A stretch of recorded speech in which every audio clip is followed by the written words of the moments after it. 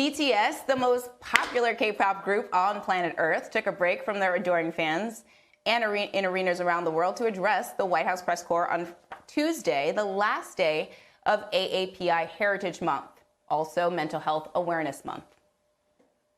Suga said it's not wrong to be different. I think equality begins when we open up and embrace all of our differences. Everyone has their own history. We hope today is one step forward to respecting and understanding each and every one as a valuable person. Recently, members of BTS and other K-pop groups have been opening up about their own struggles with mental health issues and delivering a message of inclusion through their music. And their fans are responding. One telling Teen Vogue BTS has been so open about some of their own depression, but this song just hit me hard, and I began to see and hear that other idols are sharing really beautiful things about self-care to their fans. Here to discuss is my friend Yoonj Kim. She's a social impact correspondent at MTV News. So, Yoonj, we've talked about K-pop before. We've talked about, let's actually put BTS, their Korean music. I don't want to get an email about how BTS is not K-pop, but really, I feel like this is a significant moment for them to be at the White House for the last day of AAPI Heritage Month. How big of a deal is it that a boy band from South Korea was dispatched to the United States White House as essentially a living symbol of inclusion and self-love? It is truly unprecedented, Zerlina, as I'm sure you can appreciate as a as a Korean music fan yourself and a BTS fan. This is the first time that a Korean boy band or a music group has been invited to the White House. And the fact that they were invited to speak out against anti-Asian hate and to speak out for unity and compassion is huge, because over 250,000 people tuned into the White House's YouTube live stream broadcast when they spoke, which is way more than ever tune in for a typical White House press briefing.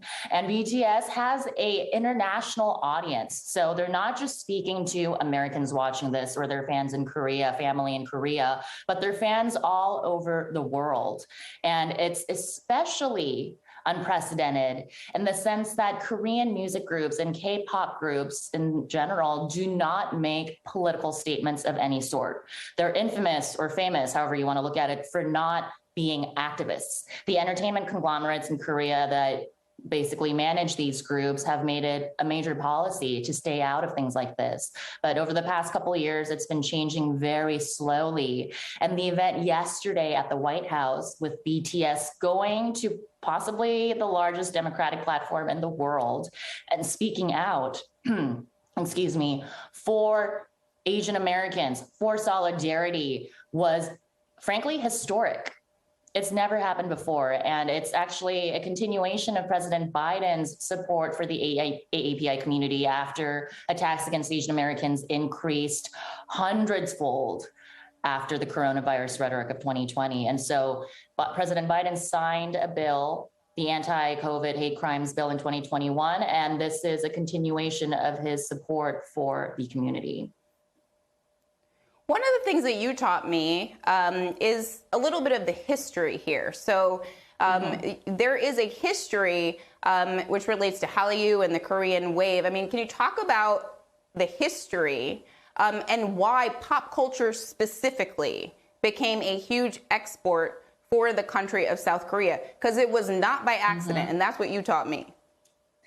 Definitely, it was not an accident, Zerlina. You're right. In true Korean overachiever fashion, the South Korean government made it a point to invest in entertainment after the Korean War, after the 1950s and 60s, when the country was basically full of rice fields and a rural society. It was a farmer society. And after that point, they poured money into training artists, into training entertainers and boy bands and girl bands, because they knew if Korea couldn't be a hard power country, it could be a soft power country.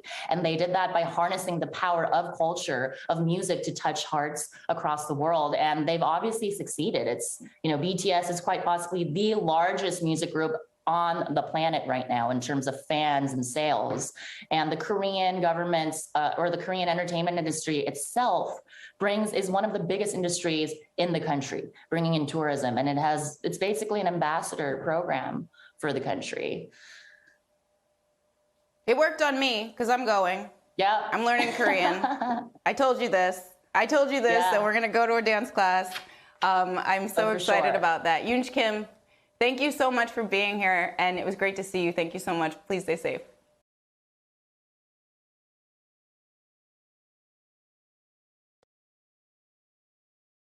Hi, I'm Zerlina Maxwell. Thanks for checking out our channel on YouTube. You can see more from Zerlina by clicking any of the videos on this screen, and make sure you subscribe below to stay up to date on the day's biggest stories. Thanks for watching.